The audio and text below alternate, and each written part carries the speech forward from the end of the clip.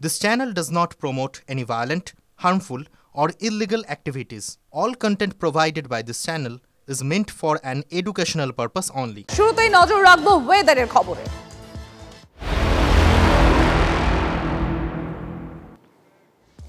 জেলায় জেলায় বন্যা পরিস্থিতির মাঝেই বাংলায় গভীর নিম্নচাপের চোখ রাঙানি। গভীর নিম্নচাপের জেরে আজও বৃষ্টি।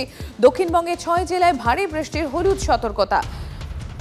কমলেশ রয়েছেন আমাদের সঙ্গে। কমলেশ, কি অবস্থা এখন? UEM Jaipur is a perfect target for prospective students aspiring for good jobs, good education with future-ready skills. দেখো, প্রথমে এই মুহূর্তে যা পরিস্থিতি, তাতে হাওড়া, হুগলি, কলকাতা, উত্তর এবং দক্ষিণ 24 পরগনা বিস্তীর্ণ অঞ্চলের উপরে বজ্রগর্ভ মেঘ রয়েছে এবং এই মেঘে আপাতত আগামী 1 থেকে 2 ঘন্টা অনেক জায়গায় বৃষ্টি চলবে, বিক্ষিপ্তভাবে বৃষ্টি চলবে, কোথাও মুষলধারে, কোথাও ঝিরিঝিরি বৃষ্টিটা থাকবে। এটা এই মুহূর্তের পরিস্থিতি। এবং আজকে যেহেতু এখনো গভীর নিম্নচাপ দক্ষিণবঙ্গের ওপরেই রয়েছে এবং এটা দক্ষিণবঙ্গ থেকে আস্তে আস্তে ঝাড়খণ্ডের দিকে সরবে, ফলে ঝাড়খণ্ড লাগোয়া যে আমাদের জেলাগুলো রয়েছে সেই জেলাগুলোতে আজকে ভারী বৃষ্টির সম্ভাবনা, অর্থাৎ 70 মিলিমিটার বা তার বেশি বৃষ্টির সম্ভাবনা আশঙ্কা রয়েছে। এবং ঝাড়খণ্ডে কাল পর্যন্ত ভারী থেকে অতি ভারী বৃষ্টি হতে পারে। ফলে আগামীকাল যদি বৃষ্টিটা একটু কমেও দুর্ভোগ কিন্তু কমবে না, কারণ ঝাড়খণ্ডের জল ক্রমাগত ঢুকতেই থাকবে। ফলে পশ্চিম মেদিনীপুর, হুগলির মতো জেলাগুলো, বর্ধমান এবং বাঁকুড়া, সেখানে এই বন্যা পরিস্থিতি আরো অবনতি হতে পারে সম্প্রতি। অর্থাৎ সেক্ষেত্রে কমলেশ, একদিকে এই রাজ্যের বৃষ্টি, নিম্নচাপের ভ্রুকুটি, আর তার সঙ্গে ঝাড়খণ্ডের জল, এই এত ত্রিফলার মধ্যে রীতিমতো এই মুহূর্তে রয়েছে আমাদের রাজ্য। আর কমলেশ, যে বিষয়টি আমাদের সামনে তুলে ধরলো যে ঝাড়খণ্ডের জলের জেরেও এই রাজ্য বিপর্যস্ত। ইতিমধ্যে 6 জেলায় ভারী বৃষ্টির পূর্বাভাসও রয়েছে। বৃষ্টির সতর্কতা রয়েছে পূর্ব বর্ধমান, পশ্চিম বর্ধমান, মুর্শিদাবাদে, সেখানে ইয়েলো অ্যালার্ট জারি রয়েছে। দফায় দফায় বৃষ্টির পূর্বাভাস কলকাতা এবং কলকাতার যে সমস্ত শহরতলি রয়েছে সেখানে। এদিকে গতকাল পর্যন্ত ঝাড়খণ্ডেও ভারী থেকে অতি ভারী বৃষ্টির সতর্কতা ছিল।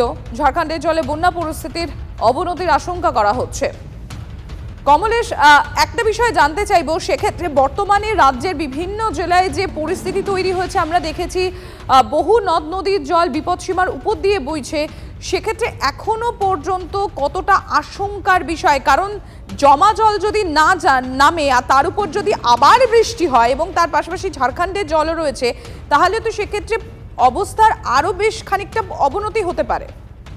দেখো, এই মুহূর্তে যে বৃষ্টিটা হচ্ছে তাতে শহরতলির অনেক জায়গা জলমগ্ন হয়ে যেতে পারে নতুন করে। 1, 2 নম্বর হলো আমাদের পশ্চিমাঞ্চলে যে নদীগুলো রয়েছে, কংসাবতী যেটা পুরুলিয়ার দিক থেকে আসছে, শিলাবতী সেটাও পুরুলিয়া, বাঁকুড়া হয়ে বা পশ্চিম মেদিনীপুর এই জোনটাতে, এবং বাঁকুড়ার যে নদীগুলো তারকেশ্বর, গন্ধেশ্বরী, এই নদীগুলো প্রায় অধিকাংশই বিপদসীমার উপর দিয়ে বইছে। এই যে আরো বৃষ্টি হচ্ছে, পশ্চিমাঞ্চলে আরো বৃষ্টি হবে এবং ঝাড়খণ্ড থেকে যে জল আসছে, সব মিলিয়ে পরিস্থিতি আরো খারাপ হওয়ার একটা আশঙ্কা রয়েছে। ঘাটালে যেমন সকালবেলা অসীম বলছিল যে ঘাটালে আবার জল বাড়ছে এবং তার সঙ্গে ডিভিসির জল এখনো 45,000 কিউসেক হারে জল ছাড়ছে। ঝাড়খণ্ডে যদি আরো বৃষ্টি হয়, যেটা হওয়ার আশঙ্কাই বেশি, সেক্ষেত্রে ডিভিসি পাইথন এবং পাঞ্চের থেকে জল ছাড়ার পরিমাণ আরো বাড়াবে। সেক্ষেত্রে দামোদরের জল বাড়বে। দামোদর এবং মুন্ডেশ্বরী লাগোয়া যে অংশ রয়েছে আমাদের হাওড়ার আমতা, উদয়নারায়ণপুর এবং হুগলির যে অঞ্চলগুলো সাধারণত দামোদর এবং মুন্ডেশ্বরীর জলে ভাসে, মূলত যে আরামবাগ, খানাকুল, এই অঞ্চলের নদীবাঁধের অবস্থা ভালো নয়। ফলে জল বাড়লে এই অঞ্চলগুলো নতুন করে প্লাবিত হতে পারে। এমন হতেই পারে যে কালকে বৃষ্টি কমে যাওয়ার পরে এই অঞ্চলগুলো নতুন করে বন্যায় প্লাবিত হবে। তার কারণ জলটা আসতে একটু সময় লাগবে, তারপরে এই পরিস্থিতি খারাপ হওয়ার একটা আশঙ্কা। ফলে এই সপ্তাহ জুড়ে এই অঞ্চলগুলো যেখানে যেখানে ঝাড়খণ্ডের জলে ভাসে, এই সপ্তাহের শেষ পর্যন্ত সেখানে একটা উদ্বেগ থাকবে সম্প্রতি। ধন্যবাদ কমলেশ। আর ঠিক যেরকম আমাদের প্রতিনিধি কমলেশ যেটা তুলে ধরছিলেন যে ঘাটালে, সেখানে কিন্তু অবস্থার বেশ খানিকটা অবনতি হচ্ছে, কারণ জল যন্ত্রণা থেকে সেখানকার বাসিন্দাদের মুক্তি নেই। বাড়ছে ঝুমি এবং শিলাবতী নদীর জল। ঘাটালের বন্যা কবলিত পুরো এলাকা সহ গ্রাম পঞ্চায়েত এলাকা, দাসপুরে প্লাবিত এলাকাগুলোতেও জল বাড়ছে। লাগাতার বন্যায় রুজি রোজগারে টান দেখা দিয়েছে, পানীয় জলের সংকটও।